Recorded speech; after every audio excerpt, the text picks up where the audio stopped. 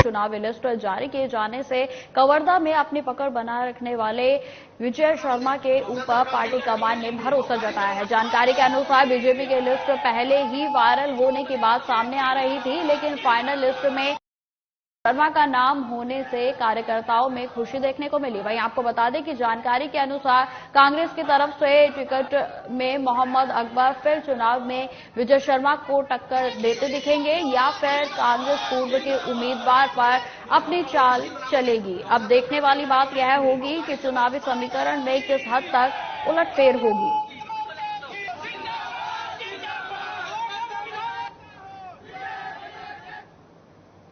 BJP ने विधानसभा चुनाव के लिए सीहोर जिले की 4 सीटों में से 3 सीटों पर अपने उम्मीदवारों के नाम घोषित कर दिए हैं। वहीं आपको बताते चले कि बीजेपी के द्वारा विधानसभा चुनाव 2023 को लेकर सीहोर जिले की 4 विधानसभा में से 3 विधानसभा में अपने पूर्व उम्मीदवारों को ही भरोसा उन पर जताया गया है। बताते चले कि मुख्यमंत्री शिवराज सिंह चौहान का गृह जिला होने के कारण सीहोर विधानसभा चुनाव को लेकर उम्मीदवारों की लिस्ट का सभी को बेसब्री से इंतजार था और लिस्ट आने से पहले अनेक नामों की चर्चा विधानसभा में चल रही थी, लेकिन मगर सभी पर विराम लगाते हुए बीजेपी ने अपने पिछले चुनाव के उम्मीदवारों को ही फिर से चुनाव में उतारा है। वहीं आपको बता दें कि बुधनी से फिर से एक बार बीजेपी से मुख्यमंत्री रहे शिवराज सिंह चौहान मैदान में हैं, तो जिले की सीहोर सीट से बीजेपी ने फिर से सुदेश राय पर ही विश्वास जताया है और वहीं इछावर विधानसभा से एक बार फिर करण सिंह वर्मा को टिकट दिया गया।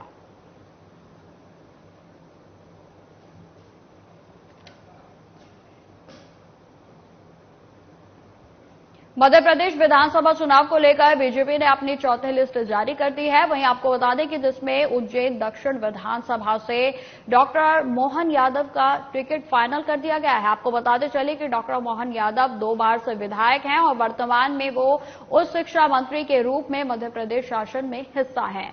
आदर्श आचार संहिता लगने के बाद बीजेपी ने अपनी विधानसभा की किताब का चौथा पन्ना पलट दिया है और जिसमें उज्जैन दक्षिण से डॉक्टर मोहन यादव की टिकट फाइनल हुई है और वहीं अभी उज्जैन उत्तर विधानसभा से किसी भी प्रत्याशी का नाम फाइनल नहीं किया गया है।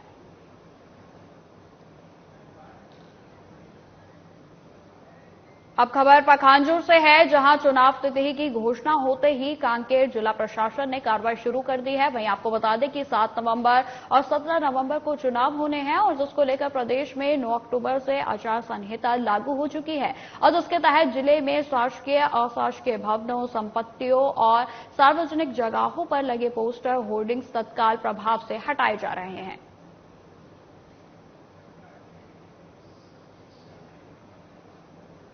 रीवा से बीजेपी नेता गौरव तिवारी ने रेल मंत्री से मुलाकात कर वंदे भारत ट्रेन की मांग की थी और जिसके बाद से प्रधानमंत्री नरेंद्र मोदी की दूरगामी सोच से रेल मंत्री अश्विनी वैष्णव जी की प्रतिबद्धता और रीवा के बीजेपी नेता गौरव तिवारी के सफल प्रयासों से विंध्या से रीवा को वंदे भारत एक्सप्रेस की बड़ी सौगात मिली है। वहीं आपको बता दें कि आज से यह ट्रेन रीवा तक आने जाने लगेगी। विंध्या क्षेत्र को मिली वंदे भारत ट्रेन की सौगात से यात्रियों में भी खुशी का माहौल है। दरअसल आपको बताते चले कि अब तक रीवा से भोपाल तक जाने के लिए सीधी ट्रेन से 1 रात का सफर करना पड़ता था और अब इस रूट पर यात्रा करने के लिए एक और ट्रेन मिल गई है। खास बात यह है कि रीवा से जबलपुर या फिर भोपाल तक कम समय में यात्रा करने वाले यात्रियों के लिए बड़ी उपलब्धि है और यह वंदे भारत ट्रेन 10 अक्टूबर से जबलपुर की बजाय रीवा से रानी कमलापति के बीच चलेगी और इसके लिए रेलवे ने निर्णय ले लिए हैं।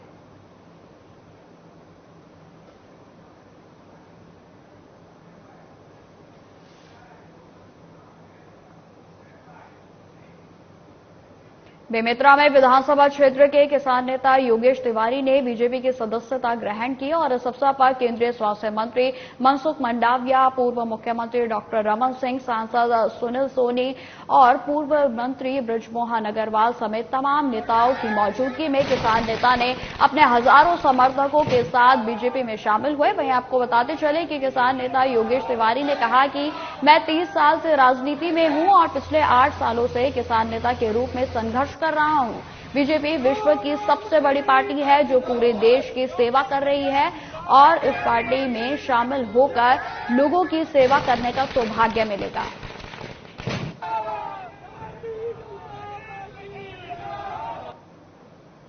अब खबर उज्जैन से है, जहां विक्रम विश्वविद्यालय के कालिदास छात्रावास में कल रात हुए विवाद को लेकर सीएसपी के द्वारा परिषद के कार्यकर्ताओं के साथ किए गए अभद्र व्यवहार को लेकर अखिल भारतीय विद्यालय परिषद के कार्यकर्ताओं ने पुलिस कंट्रोल रूम पर प्रदर्शन करते हुए घेराव किया। कार्यकर्ताओं की मांग थी कि अभद्र व्यवहार करने वाले सीएसपी के खिलाफ कार्रवाई करते हुए उन्हें निलंबित किया जाए। वहीं आपको बता दें कि लगभग 2 घंटे तक चले घेराव के बाद कार्यकर्ता एसपी सचिन शर्मा से मिले और अपना पक्ष उनके आगे रखा गया। वहीं एसपी के उचित कार्रवाई का आश्वासन दिए जाने के बाद कार्यकर्ताओं ने प्रदर्शन को समाप्त किया।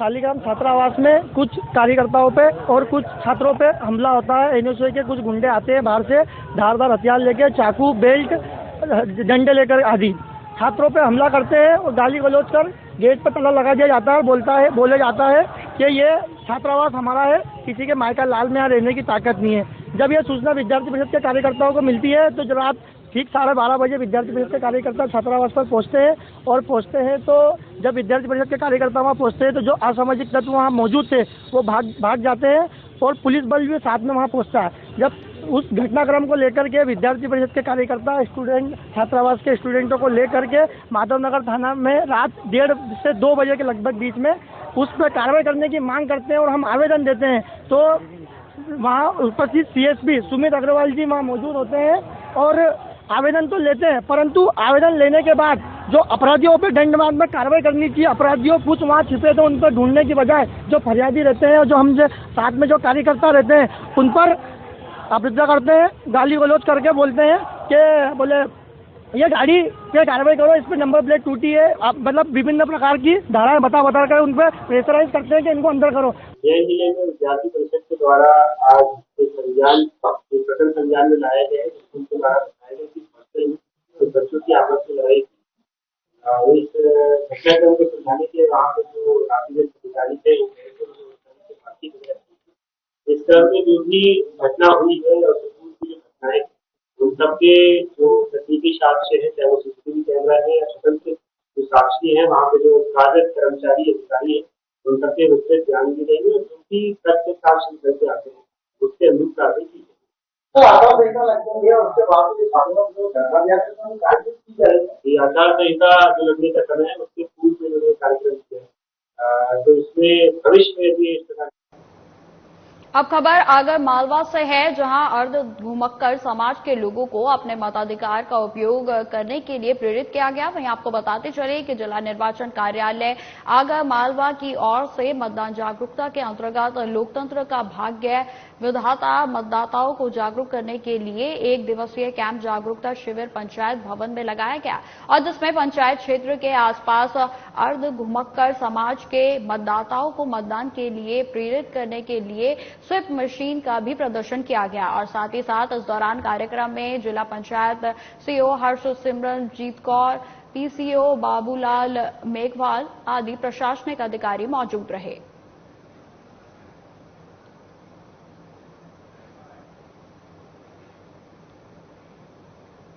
सिंगरौली एनटीपीसी शक्तिनगर के नेगर सामाजिक दायित्व के तहत ग्रामीण समुदायों के स्वास्थ्य को बढ़ावा देने की दिशा में मच्छरदानी का वितरण किया गया। वहीं आपको बता दें कि इसका उद्देश्य बरसात के मौसम में मच्छर जनित बीमारियों के खतरे को कम करना और स्थानीय निवासियों के समग्र कल्याण के लिए योगदान करना है। वहीं आपको बताते चले कि एनटीपीसी सिंगरौली ने मच्छरदानी के वितरण के साथ साथ स्थानीय निवासियों को मच्छरदानी के उपयोग और अन्य निवारक उपायों के महत्व के बारे में भी सूचित किया गया और इसके अलावा एनटीपीसी के द्वारा शैक्षिक कार्यक्रम और जागरूकता अभियान भी चलाया जा रहा है। आपको बताते चले कि 300 से अधिक मच्छरदानी का वितरण कर कोटा गांव के जरूरतमंद ग्रामीण जनों को लाभान्वित किया गया।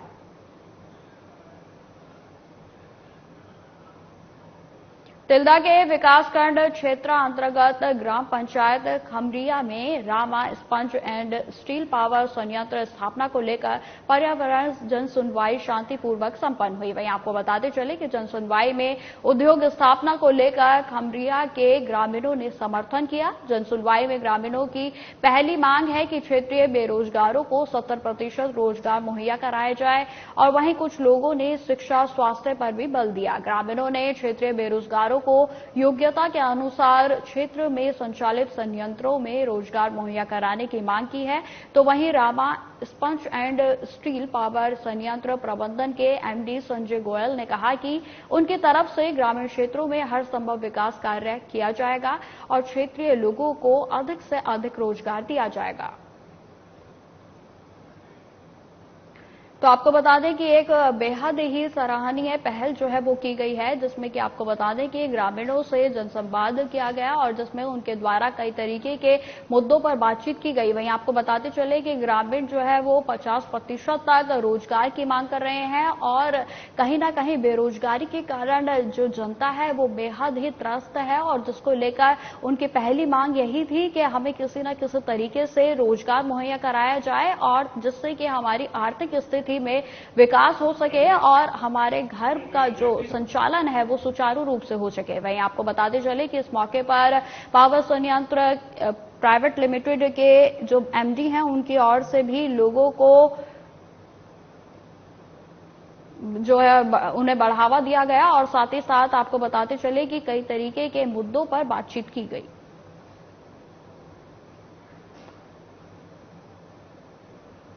रामा पावर प्लांट के पर्यावरणीय जन सुनवाई आज यहाँ पे शांतिपूर्ण संपन्न हुई है।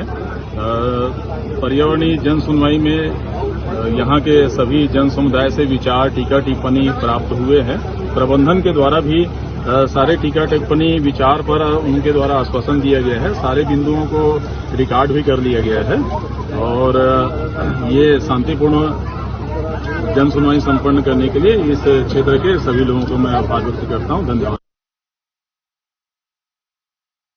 छिंदवाड़ा ही नहीं बल्कि आसपास के जिलों सहित पूरे प्रदेश में लालबाग का बादशाह के नाम से मशहूर लालबाग अब लालबाग की माई के नाम से भी जाना जाएगा। आपको बताते चले कि गणेश उत्सव को लेकर लालबाग क्षेत्र में लालबाग के बादशाह ने अपनी एक अलग ही छवि बनाई है, लेकिन अब भक्तों के लिए समिति के सदस्यों के द्वारा लालबाग की माई भी विराजमान होने जा रही है। समिति के सदस्यों ने बताया कि शहर में लालबाग की माई के बड़े बड़े होर्डिंग्स लगाए जाएंगे और जिसमें कि लालबाग की माई का ज्यादा से ज्यादा प्रचार और प्रसार हो सके और भक्तों दर्शन कर पाए।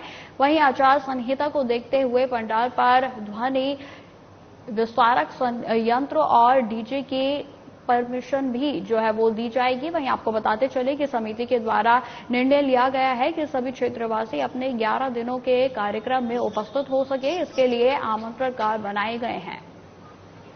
लालबाग की माई सेवा समिति की बैठक संपन्न हुई।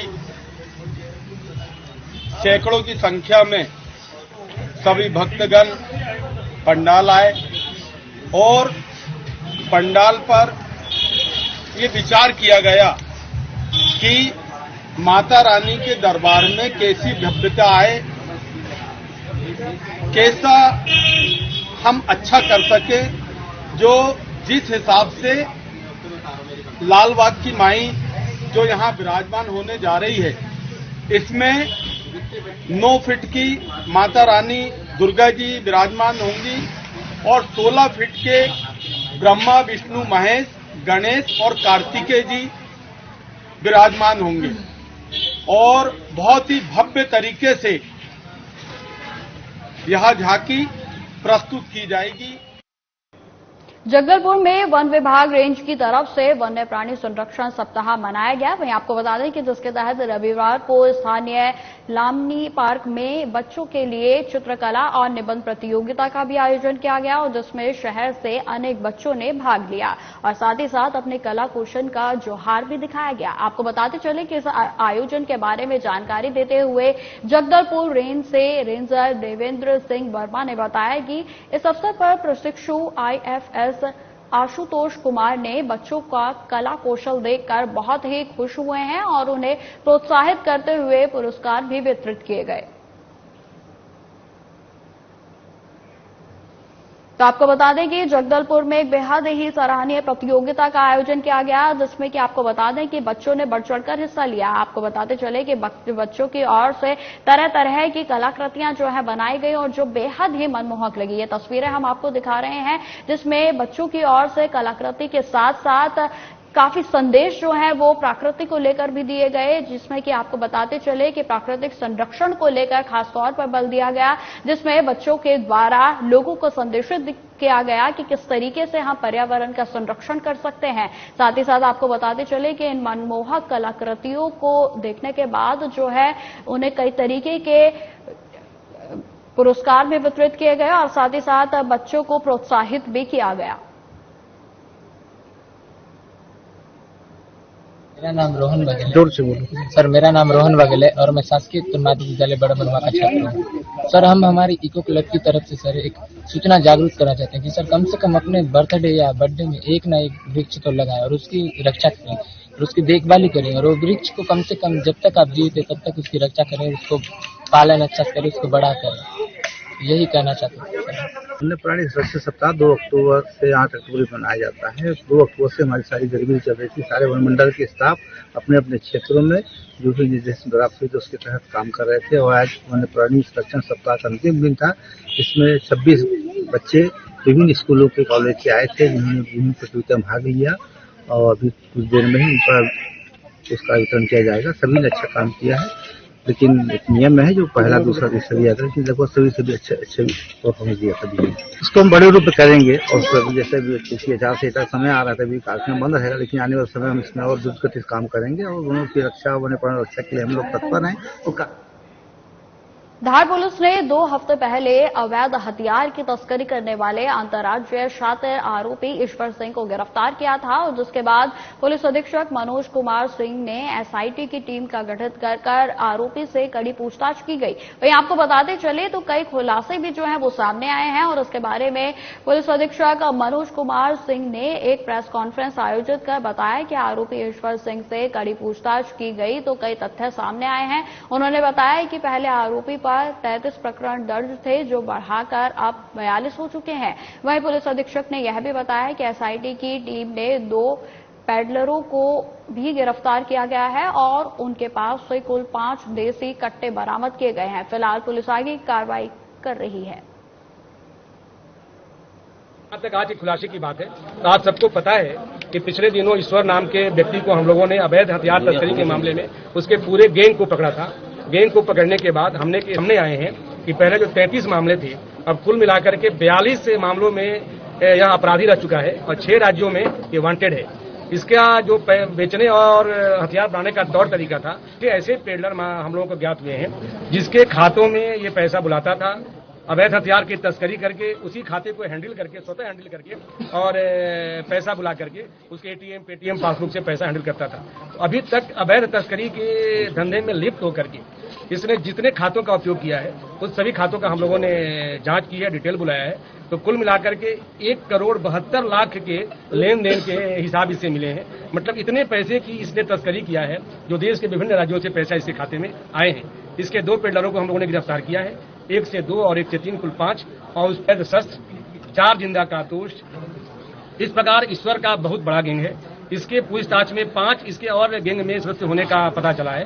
5 अभी फरार हैं जिसकी गिरफ्तारी का धमतरी में नगर निगम पर घोटाला और भ्रष्टाचार का आरोप लगाते हुए बीजेपी कार्यकर्ताओं ने नगर निगम का घेराव किया। वहीं आपको बताते चले कि सुबह 11 बजे धमतरी शहर मंडल बीजेपी पार्षदों ने घड़ी चौक से पदयात्रा करते हुए निगम पहुंचे और इस दौरान नेता प्रतिपक्ष नरेंद्र रोहरा ने कहा कि धमतरी नगर निगम घोटालों का अड्डा बन गया है, जहां एलईडी लाइट घोटाला, शौचालय श्राइन बोर्ड घोटाला, चेन माउंटेन घोटाला, पेट्रोल घोटाला, फिनाइल हार्पिक, डस्टबिन घोटाला सहित विभिन्न घोटाले हो रहे हैं और जनता परेशान है। ऐसे महापौर को इस्तीफा दे देना चाहिए। बताते चले कि बीजेपी कार्यकर्ताओं ने रैली के माध्यम से निगम और महापौर के खिलाफ नारा लगाते हुए पदयात्रा की। वहीं आपको बताते चले कि पोस्टरों में भ्रष्टाचार का स्लोगन सहित रावण का पुतला लेकर निगम पहुंचे। वहीं घंटे भर यहां कार्यकर्ताओं का प्रदर्शन चला। निगम क्षेत्र में कोई भी विकास कार्य नहीं होने